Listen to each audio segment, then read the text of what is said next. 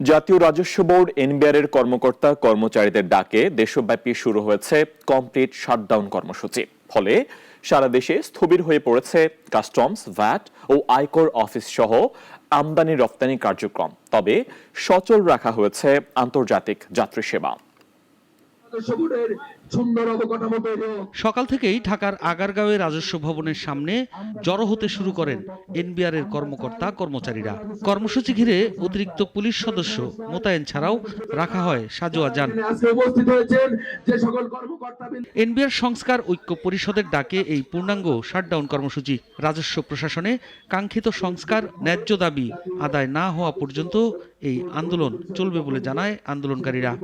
আমাদের সারা বাংলাদেশে হাজার হাজার কর্মকর্তা কর্মচারী সারা বাংলাদেশ থেকে এখানে সমবেত হয়েছে। রাজস্ব বান্ধব, ব্যবসায়ী বান্ধব একটা রাজস্ব বোর্ড যাতে হয় সেই জন্য আমরা আন্দোলন করছি। সংবাদ সম্মেলনে পরিষদের নেতারা বলেন, এনবিআর এর বর্তমান চেয়ারম্যানকে দায়িত্বে রেখে গত 25 মে সরকারের প্রেস বিজ্ঞপ্তির আলোকে রাজস্ব সংস্কার সম্ভব নয়। একজন ষড়যন্ত্রকারী, ব্যর্থ, অযোগ্য এনবিআর চেয়ারম্যানের অপসারণ ব্যতীত কোন ধরনের আলোচনার পথ খুলবে না। রোববারও চলবে শাটডাউন ও মার্চ 2 এনবিআর কর্মসূচি। সরকারের সঙ্গে আলোচনায় আগ্রহী আন্দোলনকারীরা। তবে এর আগে এনবিআর চেয়ারম্যানকে অপসারণ করতে হবে দাবি তাদের।